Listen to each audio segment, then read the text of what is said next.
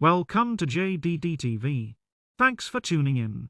As tensions rise between both countries, people are fleeing the capital of Iran.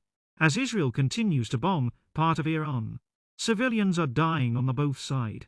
Will there ever be peace in the region? Follow JDD TV as we explore the situation. I mean, look, let me put it to you this way. I don't want to be cold about it, but if this conflict spills over to the region, and you're just talking about Haifa, I understand one of the targets in Haifa was the oil refinery. The Iranians decided after Israel struck the South Pars gas facilities in the Gulf region that they're going to return the favor by hitting energy infrastructure in Israel. And that's the sort of thing that might get us to a point where things go from nuclear and military sites and assassinations to any target, essentially, including energy and economic assets being a fair game. And that's when you have to be fearful that it could spill over. For example, the Iranians have threatened to close the Strait of Hormuz. They have said that if our energy infrastructure comes under attack, then anything within our ability to reach might be a legitimate target. And they have said, increasingly warned, that they consider the United States to be involved in this. Again, the U.S. has billions of dollars of investment in that region. That might be a pressure point for Iran to use, if you will, on the Trump administration to say, do you really want to see the prices of oil skyrocket? Maybe it's time for Washington to put pressure on Israel. Because Iranians right now really, as I said, seems very clear to me that they do want to end this. They don't have the confidence that they can stay the course, regardless of what they're saying in terms of their words. I don't sense they have the confidence that they can stay in this game for long. But remember, Iran is alone. It's got no friends. It's on its own. Israel's got the United States, most of Europe, and plenty of other friends and partners that support Israel. And that should obviously be a concern for Tehran. Alex, we are seeing, though, Iran continue those missile strikes, and we have now had strikes tonight now in Haifa, Jerusalem and Tel Aviv. On our screens now, Tel Aviv. We were just hearing the sirens being sounded there, which you can just slightly still hear now, but the night sky or the early morning sky is empty of missiles at the moment. We can see some flames and believe that energy infrastructure has been targeted. As you mentioned, Alex, though, Iran on their own here, Israel has a lot more military support, doesn't it? So how do you see this panning out? You know, it's a fundamental question about the handling of Iranian foreign policy for the last many decades. They have to ask themselves, why did they end up being so isolated? If you are Supreme Leader Ali Khamenei and you are a member of the leadership in the Revolutionary Guards, that is the most important question you have to ask yourself. How do we end up being so isolated? They banked so much for decades in the so-called proxy network, the likes of Hezbollah, Hamas, Islamic Jihad, the Houthis, the Hashd al-Shaabi in Iraq. Look at those groups today. Which of them are actually able to, even if they wanted to, but are able to actually do anything good for Iraq? That's the problem Iran has. Where is Russia? Where is China?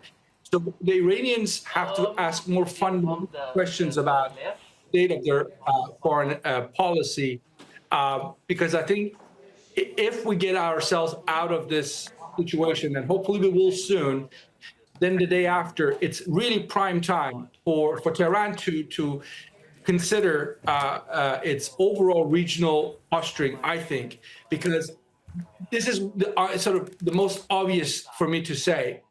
You know who dislikes Iran's foreign policy in the region the most, I would argue? The Iranian people, who right now are fearing for their lives. They're opposed to what Iran is doing. That's not to say they support what Israel's doing, but they find themselves in a position where they think that this war could have been avoided, that this war could have been avoided if Iran had pursued a different regional approach. And, you know, it didn't. And here we are dealing with the consequences. OK, yes, dealing with the consequences. Alex Vatanka, Senior Fellow at the Middle East Institute in Washington, thank you very much for your analysis there. Let's go now to Bernard Smith in the Jordanian capital, Amman. We're just seeing shots on our screen now of Tel Aviv.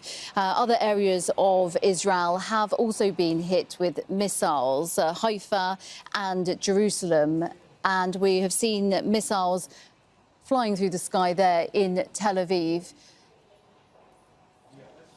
We're going to speak with Bernard Smith, our correspondent in the Jordanian capital, Amman. It's pronounced Fayez. Yeah. Saw we just saw the end of one of the missiles, sort of heading towards the southern bit of Israel, passing over the top of Amman, as they do sometimes, although there was no alert over the city this time. Again, this is similar to Saturday. This is now, very early hours of Monday morning here. Though this is sort of a similar pattern, if you like, to overnight Saturday into Sunday, in which there were two separate waves in the overnight hours. The video you're seeing, yes, other targets hit across, other areas targeted across Israel. The Israeli military said that they put out sirens from about 4:10 local time, about sort of 10 minutes ago. The sirens first went off. They said the public is instructed to follow the instructions, request to follow the instructions of the Home Command. Also, it said the IDF emphasised not to publish and share the locations and footage of any of the hits. Israel says that about more than 200 odd missiles since Friday have come from Iran, been fired by Iran to Israel. Most of them get intercepted by either the Israeli Air Force before they hit Israeli territory, or some by the Jordanian Air Force, or others by Israel's Iron Dome protective system. But clearly, as we see from the videos, one or two, a few get through. Sometimes they're publicised because they land, as we've seen video from in the daytime aftermath of these hits. They cause devastation to some residential areas, and there have been casualties, 14 people killed in Israel since the first missiles were launched.